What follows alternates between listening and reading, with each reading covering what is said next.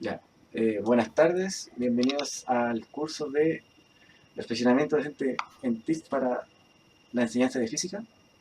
Y hoy día vamos a comenzar hablando de algunos temas pendientes que no quedaron en la clase anterior. En este caso, las aplicaciones de física que tiene Lab4U, y también vamos a ver algunas aplicaciones más que trabajamos generalmente en el aula y queremos andar un poco en ellas como lo es FE. Por lo tanto, para esta sesión vamos a tener a Nicolás Melgarejo, que en este caso es fundador de T-Class, y también a María José Carreño, que en este caso será la que nos va a hablar sobre la temática de las For You y sus aplicaciones. Para lo cual, también tenemos como invitado al profesor de didáctica de la física, Alberto Maninger, al profesor de matemática y física, Esteban García, y en algún momento más se unirá con nosotros el profesor Rolando Alan Díaz, que es didáctica de física de la Universidad de Chile. Entonces, querida María José, vamos a comenzar Ya, entonces ¿parto? viendo, en este caso, tus herramientas de Last4U, y para lo cual vamos a ver el, la página oficial donde salen las 4 aplicaciones que tienen, en este caso. Explícanos un poco de ellas. Ahí quiero, claro, ahí quiero hacer aclarar algo. Nosotros desarrollamos aplicaciones móviles para que los estudiantes experimenten con el celular y nuestro producto estrella se llama Lab for Physics, que permite experimentar la física. En esa aplicación, la aplicación tiene como dos grandes áreas. La primera es experimentos prediseñados y la segunda es herramientas de medición que ocupan los sensores del celular para experimentar. Dentro de esas herramientas tenemos 4. Tenemos el rapidómetro, el acelerómetro, el sonómetro y la cámara. ¿Ya? Yo no sé si tú estás mostrando eso. Sí, está viéndose eso en pantalla. Ya. Entonces, les voy a explicar más o menos qué es lo que hace cada una. El rapidómetro, que tiene un icono amarillo, lo que hace netamente es medir el tiempo si es que yo le ingreso posiciones al inicio. ¿Ya? Entonces, casi todos los experimentos con esta herramienta implican que, por ejemplo, yo construyo un camino con masking tape o con tiza en el piso y coloque ciertas posiciones. Esas posiciones las ingreso en la herramienta y luego mido el tiempo que se demora el objeto que se mueve en esas posiciones. ¿Ya? Y obtengo el gráfico de posición versus tiempo de manera inmediata del movimiento que acaban de realizar los estudiantes. ¿Ya? También tiene la opción de ver el gráfico de velocidad versus tiempo y la tabla de datos. ¿Ya? Entonces, esta herramienta lo que hace es funciona igual que un cronómetro. ¿Sí? El acelerómetro, por otro lado, mide la aceleración que adquiere el dispositivo en los 3 ejes coordenados. Ya, o sea, yo abro la herramienta, aprieto el botón Go o el botón Comenzar y muevo el dispositivo como yo quiera o realizo un movimiento con el dispositivo específico. ¿Ya? Y lo que hace la herramienta es que me entrega un gráfico en donde se ven 3 curvas de aceleración versus tiempo. La curva del eje, cómo se movió en el eje X, cómo se movió en el eje Y y cómo se movió en el eje Z.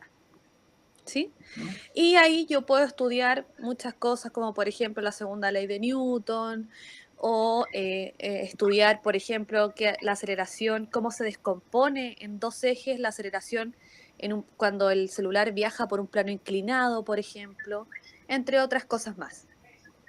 ¿Ya? Después, el sonómetro, que es la tercera herramienta que tiene icono morado o lila, es netamente yo grabo un sonido y obtengo el gráfico de amplitud versus tiempo. ¿Ya? Por lo tanto, me permite estudiar cualquier sonido durante una duración máxima de 6 segundos. ¿Ya? Entonces yo grabo, por ejemplo, el sonido de un diapasón o el sonido de un la en una flauta o de una cuerda de guitarra y puedo comparar, por ejemplo, los gráficos de amplitud versus tiempo de esos 3 sonidos. ¿sí? Y la última herramienta, que es la herramienta cámara, funciona idénticamente igual al tracker. Ya yo grabo un movimiento, luego tengo que ingresar una unidad de medida, luego tengo que ingresar un sistema de referencia y luego seguir el movimiento de la pelota o del auto que yo haya grabado. ¿Ya? Y obtengo el gráfico de posición versus tiempo, de velocidad versus tiempo, de aceleración versus tiempo y la tabla de datos. Entonces, eso es más o menos el funcionamiento de estas 4 herramientas. Excelente Eso es lo explicación, que puedo decir. María José. ¿Alguna duda? ¿Alguien quiere dar? Sí, la aplicación es gratuita, ¿cierto? ¿O tiene un La valor? aplicación, la Sí, aplicación se descarga de manera gratuita, pero tiene algunas herramientas gratuitas y algunos experimentos gratuitos. En perfecto. este caso, tiene el rapidómetro y el acelerómetro de manera gratuita. Y 3 experimentos prediseñados. No. Ok. Profesor Alberto. El resto ya tiene un costo anual por estudiante, por aplicación, y generalmente trabajamos con colegios Perfecto. directamente. Profesor Alberto tiene la palabra. Sí. Sí, no más quería comentar lo siguiente, que yo recuerdo el año pasado cuando María José presentó esta actividad en el marco del curso de actividad de la física y rápidamente los futuros profesores, digamos, eh, lograron interiorizarse del uso de esta herramienta eh, que nos presentó. Y en ese momento, cuando uno se pone a ver cuáles son el potencial de la herramienta, es cuando uno empieza a encontrar las situaciones o dificultades que tiene que enfrentar cuando la va a ocupar con estudiantes de segundo, medio, tercer y cuarto medio, que es donde ven el tema del movimiento, la fuerza, qué sé yo, y primero el tema del sonido. Que no sea solamente una anécdota, sino que tenga una utilidad y un aprendizaje detrás. Entonces, un poco a lo mejor si María José, como ha dado muchas capacitaciones al respecto, ya ha conversado con muchos profesores, si nos pudiera hacer un comentario general respecto a aquellas potenciales dificultades o situaciones que los profesores le han manifestado para que nos hagamos como un panorama al respecto también. Excelente. A ver, una de las dificultades con la que hemos encontrado es que los estudiantes tienen poco espacio en sus celulares para descargar una aplicación que sirva para aprender, en este caso física, ¿ya? Por lo tanto, esa es como la primera barrera, ¿ya? La segunda barrera es el tipo de dispositivo que tienen los estudiantes, porque nosotros trabajamos con dispositivos que fueron creados más o menos a partir del 2013 en adelante. Por lo tanto, también hay chicos que tienen dispositivos que fueron creados antes de eso y que lamentablemente la aplicación no funciona, ¿ya? Pero hemos creado algunos planes de acción en cuanto a eso. ¿Ya? Por ejemplo, que es necesario que un estudiante de un grupo de A3 tenga la aplicación. O sea, en pocas palabras, que no todos los estudiantes tienen que tener un celular de alta gama y tenga la aplicación, sino que uno de cada 3 es el que debería tener el celular que cumpla con estas características. ¿Ya? Otra cosa es, hemos trabajado con todo tipo de profesores, o sea, profesores que tienen mucha experiencia y profesores que tienen poca experiencia. Y claramente se da que los profesores que tienen poca experiencia y que están más familiarizados con el uso de smartphone, tienen, digamos, mayor uso en sus salas de clase. ¿Ya? Los profesores que tienen más años de experiencia, claramente a ellos hay que hacerles un acompañamiento diferente, porque digamos, el uso o el entendimiento que tienen ellos de cómo funciona un smartphone es muy distinto al que tenemos, por ejemplo, nosotros que salimos de la universidad hace poco tiempo. ¿Ya?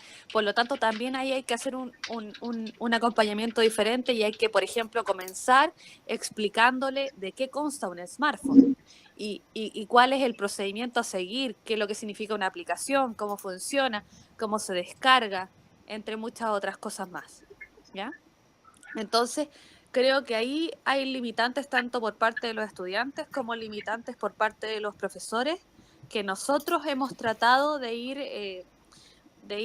atacando de a poco, pero aún así ya tenemos casi 50 colegios que nos están ocupando en Chile y también también nos ocupan algún porcentaje de colegio en Estados Unidos y hemos hecho algunos pilotos en Medio Oriente, pero cosas muy específicas. No sé si respondí la pregunta. Bastante bien, sí. Eso. Ya. Sobre esta temática, ¿alguien más tiene alguna opinión sobre las herramientas de Lab4U? Y el profesor. Yo quizás en el mismo contexto, que generalmente se hace necesario considerar la tecnología como solo un elemento dentro de lo que se quiere lograr y siempre y cuando permita lograr algo.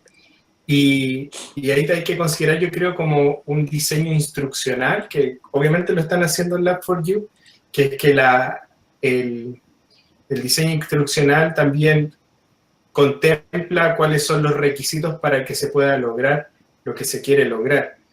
Y hay que tenerlo bien claro, porque por un lado podemos tratar de democratizar el conocimiento y al mismo tiempo no democratizarlo a través de buscar medios que realmente no son tan democráticos, que podrían parecer serlo, pero no lo son. Eso. Okay. María José. Sí, bueno, de repente se da que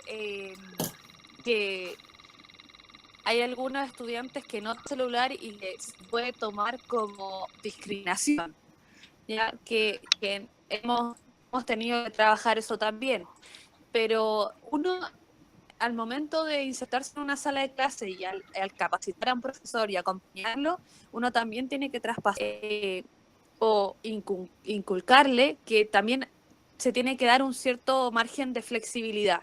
O sea, por ejemplo, si nosotros decimos que 1 de cada 3 estudiantes tiene que tener un celular y eso, las ciertas salas de clases no se da, bueno, hay que ser flexible y tomar otra estrategia y, por ejemplo, hacer grupos más grandes quizás, o si tenemos, por ejemplo, en el caso extremo en donde un curso de 45 estudiantes tiene 2 celulares, quizás hacer que esos 2 estudiantes hagan la actividad más demostrativa para todos sus compañeros, ¿ya?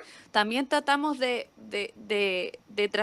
transmitir ese mensaje, o sea, que esto, el uso del celular no se vuelva discriminatorio, porque ahí no estamos cumpliendo digamos, la misión, que al final es que ojalá todos los estudiantes puedan experimentar con algo que sea de bajo costo y que sea de uso masivo, ¿ya? No sé si ustedes que están más ligados a la sala de clase se pueden dar cuenta de que quizás los estudiantes ahora casi la mayoría anda con celulares. Entonces, es difícil o son pocos los contextos en donde los celulares y no pueden hacer este tipo de cosas. Muy bien, María José. Ahora Esteban García. Ya.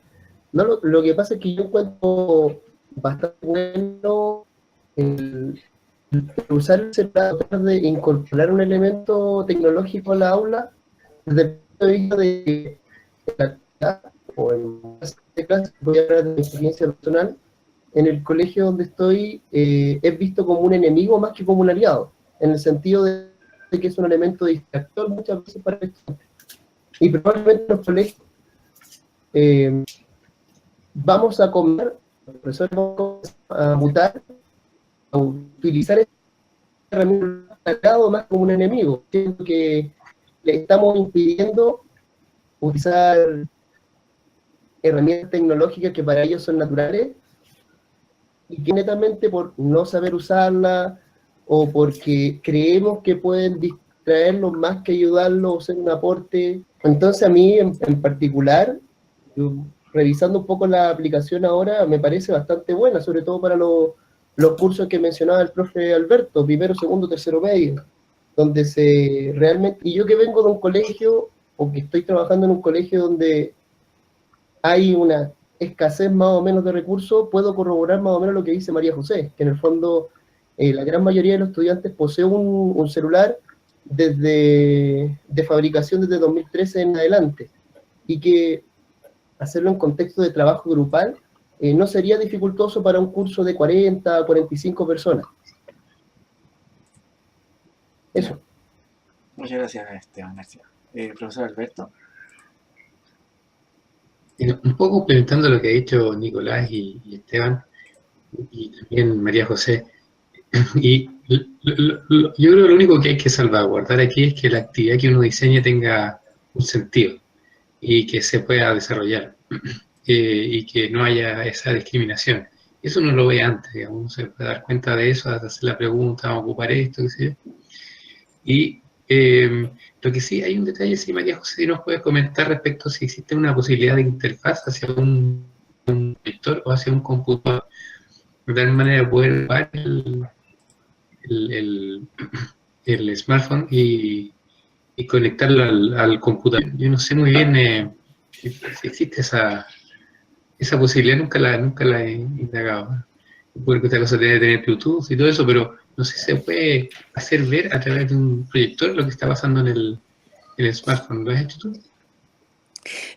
Sí, lo he hecho. Hay programas pero que son aparte de la aplicación, por ejemplo, Movizen o un Chromecast en el de Android o de iOS que permiten conectar el celular a un computador o a un data, digamos. Ya, yo, por ejemplo, he dado hartas, he presentado en algunos congresos y he hecho eso. O sea, en la misma presentación he colocado el celular, lo he conectado y he hecho un movimiento con el celular y se ve en vivo cómo va tomando los datos y cómo se ve en la gráfica. Y cómo, por ejemplo, en el caso del acelerómetro puedo, ¿ya? Por ejemplo, en el acelerómetro te muestra 3 curvas, pero yo puedo ver solo una curva si es que quiero y analizar solo una curva. He hecho, pero implica un desarrollo mayor, o sea, el programa tanto en el computador como en el celular para poder conectarlo, y el que yo más he ocupado se llama Moisen. ¿Ya? Eso también me ha permitido, por ejemplo, grabar mis propios videos y subirlos a YouTube, por ejemplo, explicándole un experimento específico o explicando cómo funciona una herramienta específica.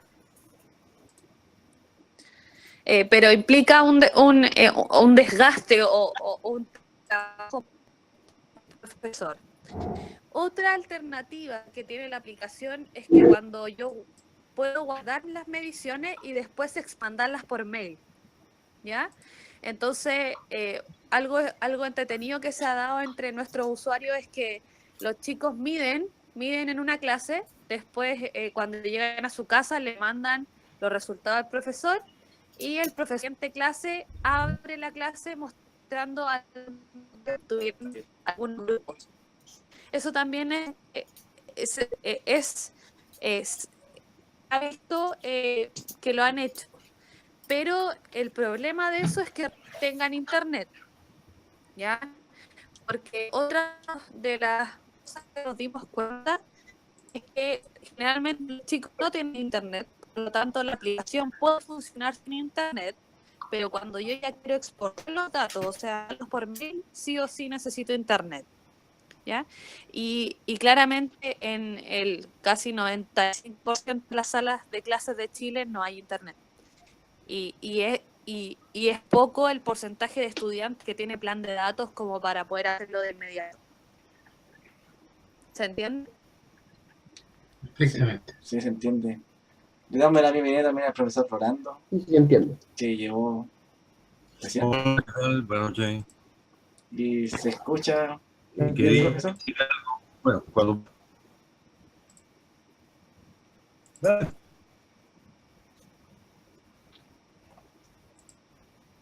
Profesor Rolando. Sí, es que no me habías dicho, por fin, ¿puedo hablar o qué? Sí, sí, puede hablar, profesor. ¿Se oye? Sí, se oye bien. Yo estaba usando un sistemita aquí que decía levantar la mano, pero no sé si funcionó o no. No, sí funcionó, profesor. Para Sí que lo, nunca sí lo entienda. vimos. Ya. Por si acaso, igual levanté la mano físicamente. Bueno, no, yo lo que quería comentar, algo relativamente sencillo, pero tiene que ver con la opinión sobre el asunto de la discriminación y esta problemática.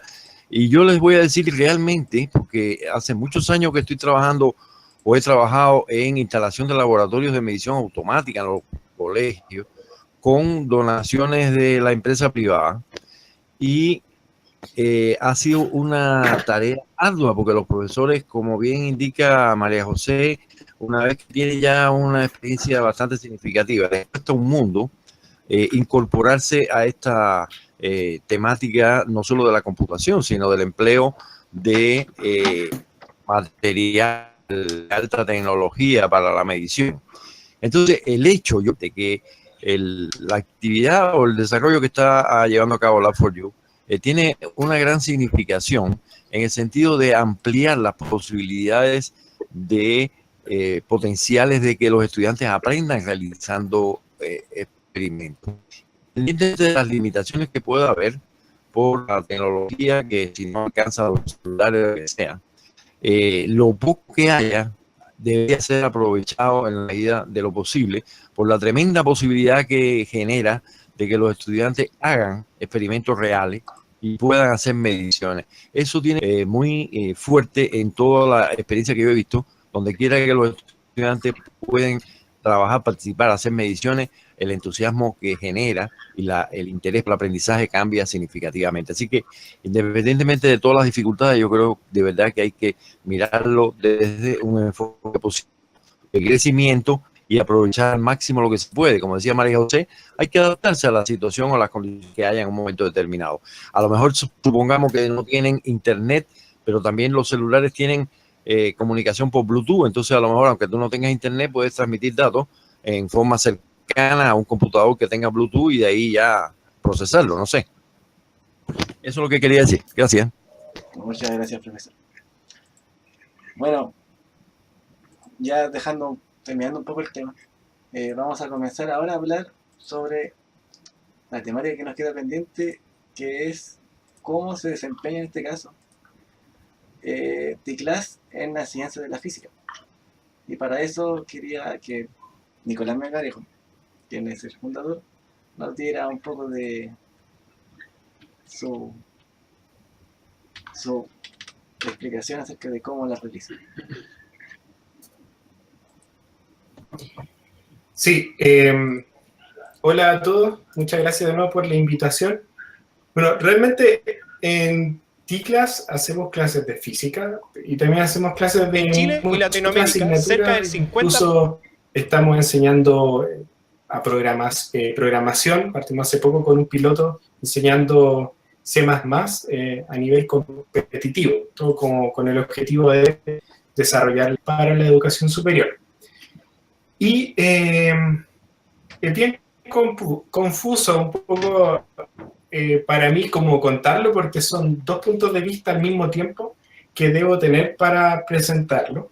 Porque por un lado, T-Class mismo creamos contenido y utilizamos tecnología para poder hacer nuestras clases de todas las asignaturas, en particular en física, pero también T-Class es utilizado por instituciones, por profesores, por universidades, para la enseñanza de física y de la otra asignatura. Entonces, hay como dos puntos de vista que les quería comentar. Primero, mostrarles un poco cómo funcionamos. Entonces, les voy mi pantalla. Tengo que agregar una extensión. Y ahora estoy a punto de compartirlo. Entonces, si me hacen clic sobre mi cara, se verá lo que estoy tratando de compartir, que es una sección como dentro de un plan de estudio, una clase de física. Nosotros hacemos en T-Class, entonces es utilizar todo el potencial que puede tener el computador, una computadora, para el objetivo de nosotros, que es lograr un objetivo de aprendizaje en el área de la física, por ejemplo. Entonces, como les contaba antes, nosotros por lo que lidiamos es muy similar a lo que lidia cualquier otro profesor o profesora en su sala de clase en otro contexto, que sería el tema de la atención. Creo que los estudiantes dentro de una sala de clase no pasan más allá de 7 o 5 minutos atentos a algo que uno está diciendo continuamente, y a nosotros también nos pasa. Entonces, lo que nosotros hicimos una metodología interna que permita aprender más en menos tiempo, optimizamos el tiempo de aprendizaje de los estudiantes en este contexto online, pero que también se puede llevar al contexto presencial, donde lo que hacemos es, a través de esta teoría de que se puede atomizar el conocimiento, enseñar en cápsulas de 5 a 7 minutos algo que tiene distintos elementos. Por un lado está el video, en este caso esto es una clase completa que es gratuita, que dura 1 hora y media, demasiado largo, nadie ve una clase de 1 hora y media. Por eso cada una de estas clases nosotros las seccionamos en cada uno de los tópicos que se están trabajando en esa clase en vivo. Y ese es el objetivo, que en el poco tiempo que están utilizando y que tienen para mantener su mayor atención, la puedan utilizar. Y eso lo complementamos, como les decía la vez anterior, con material descargable adicional, con un sistema de dudas que las mismas personas van planteando. Como aquí se pueden dar cuenta, no solamente son chilenos los que utilizan la plataforma, y esto complementado con un test que por el contexto tienen que ser preguntas cerradas, de opción y falso, con doble proceso. Y aparte, al final, después de cada una de estas evaluaciones, nosotros le entregamos el feedback de la evaluación. O sea, le presentamos una propuesta de solución, aparte le entregamos material para el que puedan seguir estudiando luego de haber tenido esta evaluación, respecto de cómo le ha ido. Y también el material descargable que les decía, que es complementario. Todo esto es complementario. Entonces, lo que nosotros estamos haciendo, bueno, les voy a mostrar algunos momentos particulares, pero lo que estoy tratando de hacer en las clases es cosas gigantes. En el sentido de que yo cuando trato de hacer una clase, pienso en lo que quiero que sientan los estudiantes. Y esto es súper raro porque son gente que nunca he visto, pero sí me llegan los comentarios. Entonces, puedo utilizar mucho esto. Obviamente que esto no se puede hacer en una clase, pero sí el utilizar material hermoso. En física hay materiales fabulosos donde uno puede como mostrar y enamorar la ciencia. Entonces, por ejemplo, en esta clase lo que hice fue ocupar una presentación, o sea, exprimir PowerPoint, por ejemplo, y agregarle un video con una pequeña explicación. Estoy partiendo de algo fenomenológico y luego voy a entrar un poco en el tema de qué es lo que significan. Y en verdad utilizamos cosas muy simples, pero siempre pensando en esta correlación entre lo que quiero enseñar y lo que quiero que ellos sientan. Yo creo que es muy importante que nunca nos dejemos de lado lo que queremos que ellos sientan y que se impresionen. Como por ejemplo, saber el tema de la velocidad del sonido y utilizar mucho material que está suelto en internet, gratuito, que podemos utilizar dentro de nuestras clases. Como por ejemplo, que es el video de una explosión que... Esta clase la hicimos como 5 días después de que ocurrió la explosión de este volcán. Lo que hicimos fue calcular a cuánta distancia estaba el volcán de la persona que escuchó. Y ahí onda del choque de la explosión es genial. Y eso va, yo creo que agregándole una cuota de emoción a los estudiantes que les permite como eso, emocionarse con la ciencia, emocionarse con lo que uno va enseñando. Y lo demás son otras herramientas tecnológicas que obviamente nosotros vamos integrando porque son necesarias en nuestro contexto. Por ejemplo, una pizarra que pueda reutilizarse. Creo que en el ámbito de la tecnología es importante la reutilización del material. Entonces, si el profesor o la profesora escribe algo en una pizarra, ese material tiene que estar disponible luego para su descarga. Que no estamos esperando que la persona esté anotando, sino que preste la máxima atención posible. Eso por el lado de la metodología de nosotros, es decir, construimos una instrucción tal que nos permite atomizar atomizar el contenido en cápsulas, video, material descargable, y todo esto que les contamos. Pero además, esto vive de lo que lo utilizan. Y lo que utilizan son instituciones, y ahí nosotros nos enriquecemos.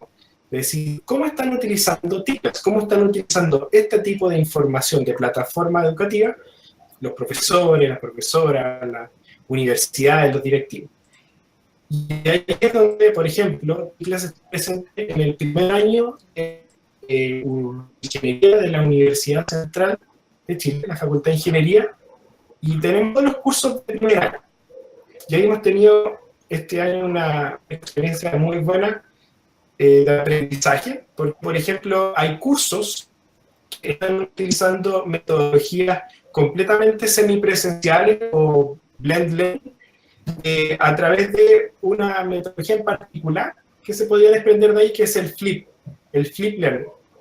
Tienen un curso de matemática y el curso de física que están utilizando esta metodología. Los profesores invitan a los estudiantes a ver el contenido de las clases, o sea, la parte de contenido, en TICLAS, a través de las clases en vivo, donde tienen interacción en tiempo real, ver también los materiales que están editados, el material, hacer las actividades, todo, antes de las clases. Entonces después los estudiantes llegan a la clase se espera que lleguen a la clase con una base de contenidos ya listos.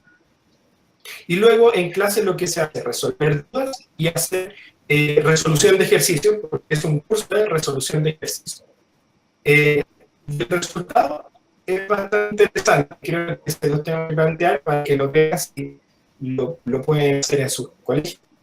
El resultado ha sido, por un lado, que al principio los estudiantes estaban enojados con la profesora, porque ellos decían, desde su aspecto mercantilista del conocimiento, de que ellos estaban pagándole a la profesora porque ella les hiciera clases y les enseñara, y encontraron que esto era como que la profesora se estaba sacando pega al no enseñarles y derivarles su responsabilidad de aprendizaje a través de una plataforma. Y entonces los estudiantes primero evaluaron mal el funcionamiento, pero en el corto andar se dieron cuenta y pudieron entrar en la dinámica del flip learning, y ahora ya al principio de terminar su primera evaluación, la evaluación de la misma metodología implementada en conjunto entre TICLAS y la universidad ha sido muy positiva. Es decir, ahora sienten es un aporte el estudiar antes de las clases. Entonces creo que eso es lo que más les quería contar desde esta primera experiencia, de que TICLAS, como dentro de nosotros tenemos una metodología, un diseño instruccional, pero aparte cómo se utiliza TICLAS también es bastante interesante en el área de la matemática y de la física a nivel universitario, a través de la metodología del flip learning. Está claro. Eso. Muchas gracias, Nicolás. Esteban. No, yo también comentar un poco acerca de la experiencia, sobre todo de estos cursos que tienen una mayor interacción online. Y el estudiante lo utiliza bastante, independiente de que nosotros lo sentiremos, no hay un buen número de estudiantes que lo utilizan como medio de reforzamiento, como medio de preparación anterior, que sin lugar a duda, al nivel de hacer como una evaluación general del curso, del tema a tratar, conlleva resultados positivos. ¿ya? Entonces, tener material a mano, que esté activo, que llame, que motive a trabajar, y puedan ver tangiblemente esto básicamente. Ahora nosotros como profesores podemos despegar de que tenemos que ver los mismos elementos en nuestras clases. En el fondo, el protagonista no puede ser tan solo el video. Ahora, sin lugar a duda, nos sirve, y también es un poco lo que decía Alberto, que toda la forma en que los estudiantes trabajan, ya sea escribiendo, generando un esquema, viendo un video, explicando, etcétera, los deja o les da de vuelta un aprendizaje diferente que de la misma manera se complementa, que cada tiene la forma distinta de estudiar. Entonces, por ejemplo, para X persona puede ser más fácil ver un video que tenga elementos interactivos, y para otro perfectamente puede ser la historia. Entonces nosotros como profesores tampoco podemos desconocer de que tenemos esos dos estudiantes en nuestra sala, y así podemos generalizar mucho más. Eso, pero en realidad me agrada la forma de que exista un sistema interactivo de esta forma más interactiva y de forma capsular, que en el fondo pasa mucho técnico, que los minutos de atención son escasos, sobre todo los estudiantes que están utilizándolo desde su casa como un elemento de historia. Entonces, de verdad aporta lo que nosotros hacemos. Muchas gracias, Esteban. Nicolás, ¿alguna opinión sobre lo dicho por los demás? Sí, no, completo lo que está diciendo el profesor Maringer, porque hay que considerar siempre la limitancia de lo que nosotros estamos presentando. Cuando hablamos de algo tecnológico, tenemos que poner siempre el marco del límite sobre el que estamos tratando, el límite de lo que podemos resolver. Hay que ser súper humilde con eso. Y T-Class es un momento para un grupo específico de personas y que permite que personas que no tienen los tiempos de todos, como sobre todo los egresados, puedan tener flexibilidad en su aprendizaje y puedan mantener el control de cuándo hacerlo y todo. Y por eso también hay que tener cuidado de decir que no escriban, porque claro, algo muy enriquecedor. Quiero anotar algo importante, lo escribo en el computador, lo escribo en mi libreta de notas. Entonces, hay que tener cuidado en lo que están diciendo, pero sí que hay que considerar los límites de la tecnología que utilizamos y al grupo que pertenece. No decir que la tecnología lo va a resolver todo, pero sí permite hacer cosas de alto impacto y de bajo costo.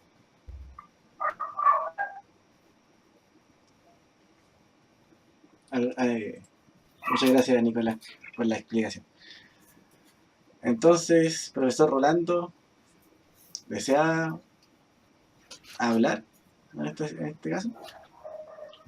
De que estamos Gracias por tu preocupación. cerrando Sí, ya. Estamos cerrando. No, yo quería solamente señalar o ampliar lo que estaban mencionando Alberto y Nicolás, del empleo del dibujo, la escritura. El profesor Rolando, ¿no se escucha? ¿Lo escucha alguno? No, ninguno. Por lo menos no. Parece que su internet de nuevo le jugó una mala pasada. Bueno, mientras tanto el profesor Rolando llega. María José. No, yo quería aportar un poco que nosotros igual en Lab4U hemos tomado algunos elementos de algunas metodologías educacionales como el aula invertida o flipped classroom, pero también hemos tratado de impulsarlo con los profesores, hemos tratado de mandarle videos, hemos tratado de hacer ese tipo de cosas. Hasta el momento no hemos tenido resultados satisfactorios, pero creo que en ciertos momentos, en ciertas ocasiones, bajo ciertas condiciones, sí puede ser muy potente.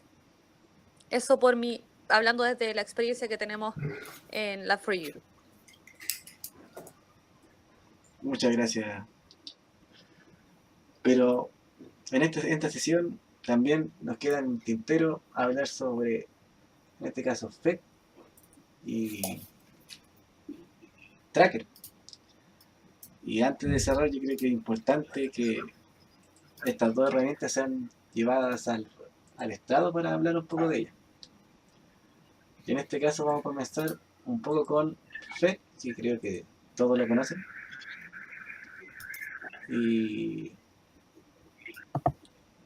por lo general es una de las páginas más utilizadas por los profesores para trabajar con simulaciones. Y en este caso, muchas de las simulaciones nuevas que traen también un icono que dicen dónde pueden ejecutarse. Es decir, desde Flash, en este caso, HTML5 o Java. Y la gracia que tiene ahora, al saber este tipo de información, es que se puede utilizar de manera más concreta en celulares, ya que el HTML5 funciona bajo cualquier tipo de celular de gama media alta, mientras que muchos programas que están en Java o en Flash tienen una pequeña dificultad para trabajarse en algunos tipos de computadores. Y quiero saber de la experiencia de ustedes, cómo han trabajado este tipo de simulación en el aula. ¿Puedo decir ¿Sí? algo? Sí. Ya, bueno, durante mi experiencia en la sala de clases ocupé varias, pero siempre desde la perspectiva de que yo las manejaba y hacía que los estudiantes hicieran predicciones. Me acuerdo que para el tema de electricidad y magnetismo ocupé varias para enseñar.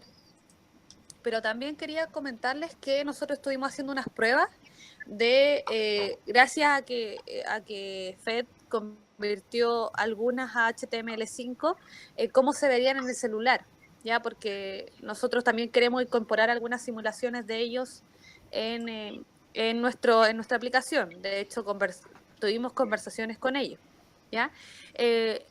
Hicimos pruebas y el problema es que se ve muy pequeño. En smartphone se ve muy muy pequeño, por lo tanto hay que hacer una adecuación de diseño de la simulación. Pero en iPad es distinto o en tablet es distinto porque el espacio de la pantalla es mucho mayor. Mientras más pulgadas tenga la tablet o el iPad, se ve mucho mejor. Ya FED ya tiene una versión para iPad, por lo tanto ya están trabajando en el desarrollo de ese tipo de cosas. Eso es lo que quiero aportar. ¿Alguien más quiere aportar algo antes de cambiar de aplicación? Nicolás.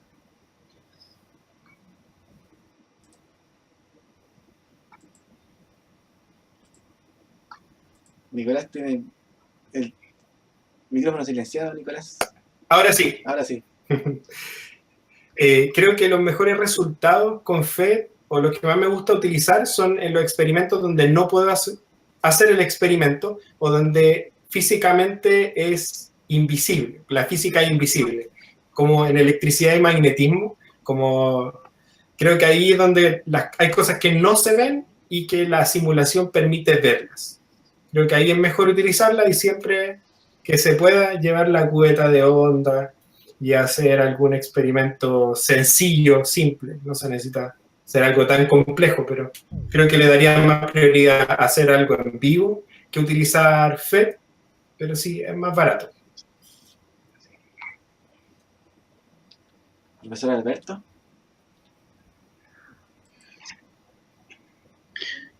Sí, Tata no funcionaba. Sí, el asunto es que esta es una herramienta más. Yo la ocupo bastante para las actividades, sino para llevarlos al laboratorio de computación, que por suerte hay uno en el colegio. Entonces ahí hacemos la misma actividad en equipo de 2, 3. Y como les comentaba el sábado pasado, ya hay gente que ha puesto la cabeza a pensar, digamos, en cómo desarrollar esto. Entonces, tomar lo que hicieron ellos y ver cómo uno lo contextualiza a los 45 minutos, 30 minutos que le va a dedicar a la actividad en las preguntas que ellos vayan a responder. En el caso de la fuerza que me tocó hace poco verlo,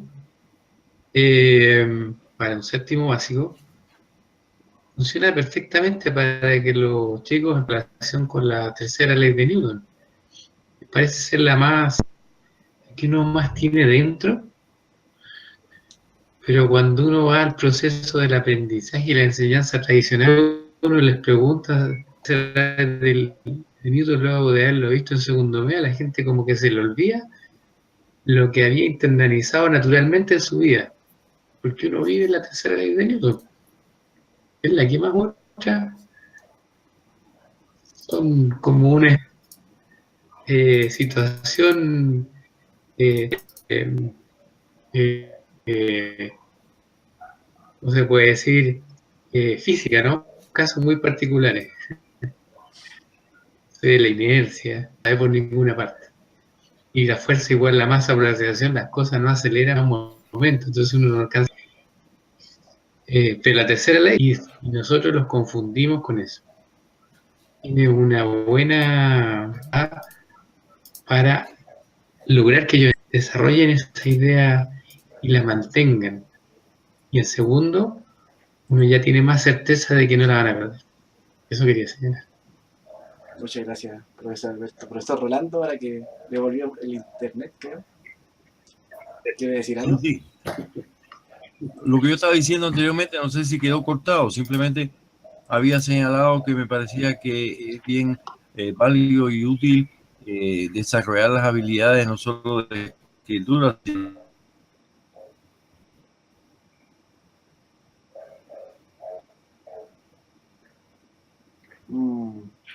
Profesor Rolando, de nuevo se quedó.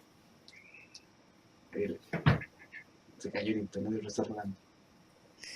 Sí, quizás deberías recomendarle que apague la cámara y que solamente deje el micrófono, porque ahí suele funcionar un poco mejor. Sí. Vamos a tener que darle esa recomendación. Y Esteban. Sí, mira, a mí en realidad un poco, tomando un poco lo que decía Nicolás, esta plataforma sirve para mostrar tangiblemente experiencias en las cuales desde el punto de vista físico uno no puede observar y sobre todo les resulta muy interesante a estudiantes de curso en física, séptimo, octavo, primero medio.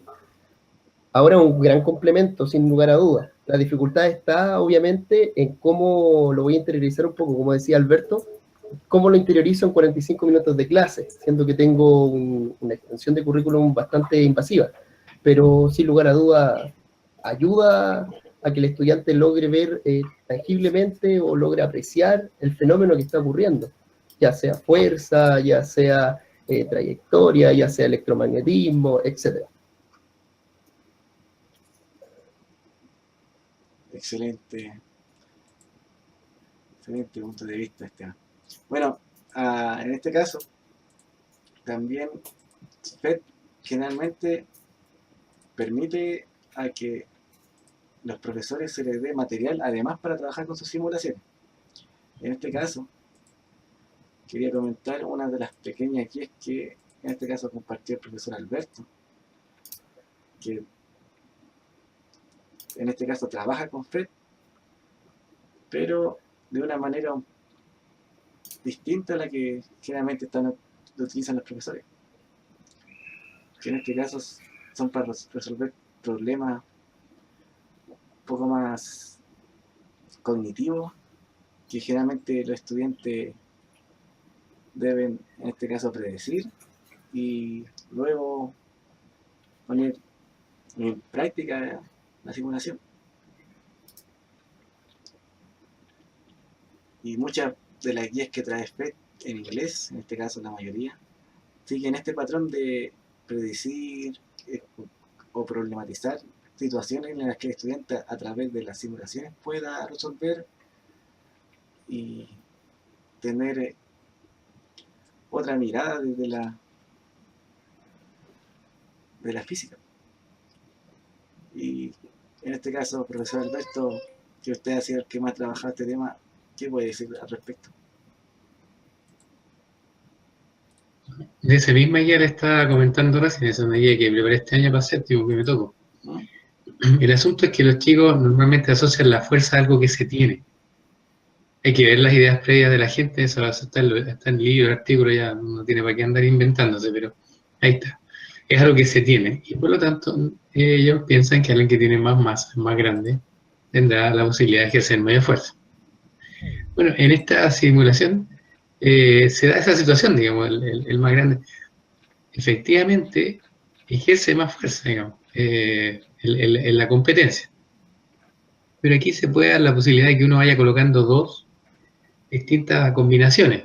Y uno lo que hace al principio es ponerle una pregunta, ¿no? O sea, pongamos, esto no lo inventé yo, estaba puesto ahí en el frente. Ya, imagínense la siguiente competencia, son 5 personas, por lo tanto nos puede dividir en grupos iguales, dos son más grandes y 3 son más chicos. A alguien se le ocurre, pongamos los más grandes a un lado y los más chicos al otro. Y uno le pregunta, bueno, ¿qué opinas tú sobre esta situación, digamos? ¿Por qué crees que es justa y por qué crees que es injusta? Y el camino que lo lleva a uno es a que finalmente uno le vuelve a hacer la misma pregunta y la respuesta de los chiquillos, hoy ya no dicen el que es más grande gana, no. Tenemos que ver quiénes aplican más fuerza acá y los ubicamos. Y de esa manera podemos hacer más justo, porque puede que haya una persona más chiquita sea capaz de aplicar más fuerza que uno más grande. Y dos más chicos. Entonces ya se empiezan a interiorizar o a pensar que toda la fuerza no es algo que uno efectivamente, digamos, de ser de un cierto tamaño. Y el otro aspecto que tiene bien importante es decir, bueno, a partir de lo que vieron, ¿qué le preguntarían al programa? Y salió una situación muy bonita, uno de los 2 cursos nomás, que me dicen, lo que yo le preguntaría al programa es, si dejamos, no sé si ustedes van a ocupar el programa, pero si dejamos que solamente haya una persona en un lado que tire, y después colocamos, luego que ya empezó a tirar y se empieza a mover el carro, colocamos a otro más grande al otro lado, ¿será capaz de ganarle? Entonces después le poníamos, uno es que plantea el problema, pruébelo con la simulación. Ellos lo probaron. Y se dieron cuenta que efectivamente por un tiempo iba ganando el más chiquito, claro. Pero el más grande, como aplica más fuerza, es capaz de aplicar más fuerza, empieza a disminuir la velocidad con que se va moviendo y después empieza a moverse hacia el otro lado. Entonces empiezan a tener una intuición o una idea respecto de lo que produce la fuerza. El séptimo es mucho meterse en la aceleración, así que no se lo recomiendo, pero sí la idea de que cambie el estado de movimiento. Entonces, está ahí escrito, está ahí en los documentos que está mostrando Cristian ahí al lado, parece que no lo alcanzo a ver, muy chica la letra, pero y son ideas bien buenas que yo las leí y dije, oh, está buenísimo. ¿A quién se le ocurre? Y no las copia nomás, ¿qué hacer? Hay que ajustarlas un poco al tiempo, nomás eso es un problema, pero no es tan. Eso quería comentar. Ya. ¿Alguien más quiere comentar antes de cerrar el curso del día de hoy? Yo tengo una última pregunta. Yo siempre ocupé FED, pero de manera demostrativa. O sea, yo era la que modificaba la simulación. Entonces me gustaría escuchar cómo esto se da cuando los estudiantes modifican la simulación misma. ¿Cómo es el resultado? ¿Cómo se trabaja? ¿Cuál es el modo operandi? Eso. Profesor Alberto. ¿Lo comento? Sí. Bueno, el formato no hay tantos computadores como niños, así que tiene que ser de 2 contra un computador o 3 contra un computador. Y está la guía, digamos. Hay una guía que les va señalando. Por ejemplo, en esa que estaba ahí apareció una columna que decía, veía una imagen estática que apareció 2 personas del mismo tamaño ubicadas a la misma distancia del carro. Entonces la pregunta es, ¿quién va a ganar? Después se cambiaba la posición, todos del mismo tamaño y uno era, pero más separado, otro más cerca. La misma pregunta, ¿quién va a ganar? Porque ellos pueden pensar de que el que está más cerca o el que está más lejos tiene más chance de ganar que el otro. Eso es un pensamiento que la gente tiene, digamos. Y de hecho, cuando ustedes no sé si han jugado a tirar la cuerda, hay muchas teorías al respecto de cómo ganar esto. Y lo mismo, uno más grande, con otro. Y para dónde se mueve. Y de esa manera ellos se familiarizan con la simulación primero. Y después hay una siguiente etapa en que uno les hace preguntas respecto a la simulación, que ellos tienen que responderla, ya no está la figura, sino que uno les pregunta algo en relación a la simulación. Y la última es la pregunta que les comentaba antes. En el fondo es, ya, hemos hecho muchas cosas guiadas, pero ¿se te ocurre preguntarle algo a la simulación que te haya quedado alguna duda o algo que aparecen muchas que el simulador no lo va a responder, como por ejemplo, ¿por qué gana el más grande? La física no responde los por qué. Entonces ahí uno tiene que gastarse un poco cuando recibe la guía en tratar de ir por ese lado, ¿no? Y es importante la retroalimentación sobre el documento que ellos entregan al final. Eso es lo que te podría comentar respecto a esta guía en particular. Gracias.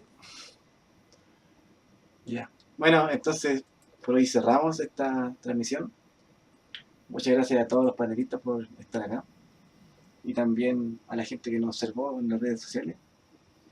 Y la próxima sesión será el día sábado a las 19 horas, como siempre. Muchas gracias a todos. Y gracias, profesor Alberto, María José y Esteban. Y también a Nicolás, que lamentablemente se le cayó el computador. Y al profesor Rolando, que tuvo problemas con la conexión. Pero la próxima semana estaremos nuevamente hablando sobre estos temas. Gracias, Kate. Gracias, Cristian, que estén bien. Chao. Igualmente, cuídense.